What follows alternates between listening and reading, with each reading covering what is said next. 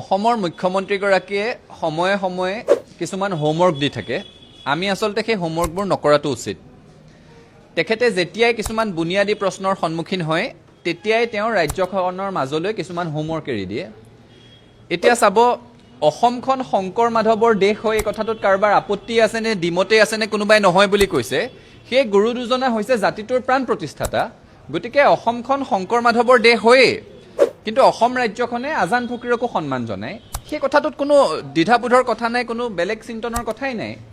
কিন্তু মুখ্যমন্ত্ৰীগৰাকীলৈ যেতিয়া কিছুমান বুনিয়াদী প্ৰশ্ন উত্থাপন কৰা হয় যে কাৰ্বি আংলঙত যে আপোনাৰ ৰাজত্বকালতে ভূমিপুত্ৰসকলক কাৰ্বি চাইনিজ গ' বেক বুলি ক'লে, সেই সন্দৰ্ভত আপুনি এতিয়ালৈকে দুখ প্ৰকাশ কৰিলে নাই? কোৱাসকলৰ বিৰুদ্ধে শাস্তিমূলক ব্যৱস্থা ল'লে নাই? নাই লোৱা।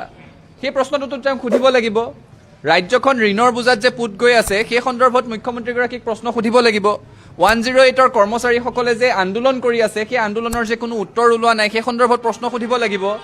আজি যে তেজপুৰ বিশ্ববিদ্যালয়ৰ ছাত্ৰ ছাত্ৰী, শিক্ষক শিক্ষয়িত্ৰী আৰু অনাশিক্ষক কৰ্মচাৰীসকলে আন্দোলন কৰি থকা 100 দিনত ভৰি দিলে, এই 100 দিনত ৰাজ্যৰ এখন কেন্দ্ৰীয় বিশ্ববিদ্যালয়ত অচলাৱস্থা চলি আছে, মুখ্যমন্ত্ৰীগৰাকীয়ে যে সেই সন্দৰ্ভত কোনো সমাধান দিব পৰা নাই, সেই সন্দৰ্ভত মুখ্যমন্ত্ৰীগৰাকীক প্ৰশ্ন সুধিব লাগিব।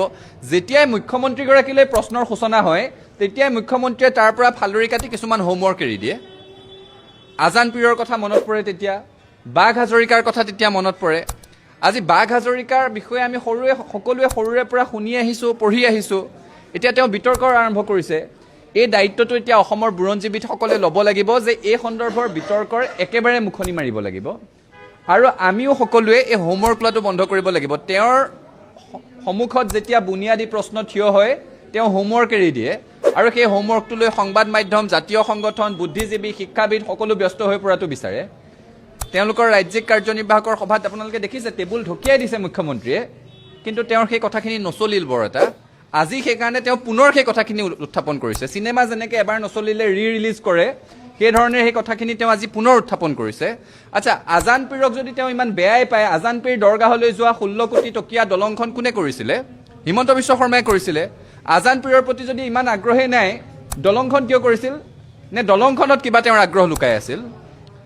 আজান পীৰৰ নামত গুৱাহাটীত ৰাস্তা দিছিলোঁ বুলি এটা সময়ত কোনে সগৌৰৱেৰে সৈতে কৈছিল? তেখেতেই কৈছিল। অসমখন শংকৰ মাধৱৰ দেশ হয়, ইয়াত কোনো দ্বিমত নাই, কোনো দ্বিধা নাই। অসমৰ সংস্কৃতিয়ে আজান ফকীৰকো সন্মান কৰিবলৈ শিকায়, সেই কথাটোতো কোনো দ্বিধা থাকিব নোৱাৰে। আৰু বাঘ হাজৰিকাৰ বিষয়ে আমি সকলোৱে সৰুৰ পৰা পঢ়িছোঁ, শুনিছোঁ। এই কথাটোত মুখ্যমন্ত্ৰীয়ে বৌদ্ধিক বিতৰ্কৰ সূচনা কৰিব বিচাৰিছে। আমি অসমৰ বুৰঞ্জীবিদসকলক, ইতিহাসবিদসকলক আহ্বান জনাম যে এই কথাৰ এক বিদ্যায়তনিক চৰ্চাৰে সৈতে এই বিতৰ্কৰ চিৰকালৰ কাৰণে সমাপ্তি কৰিব লাগে।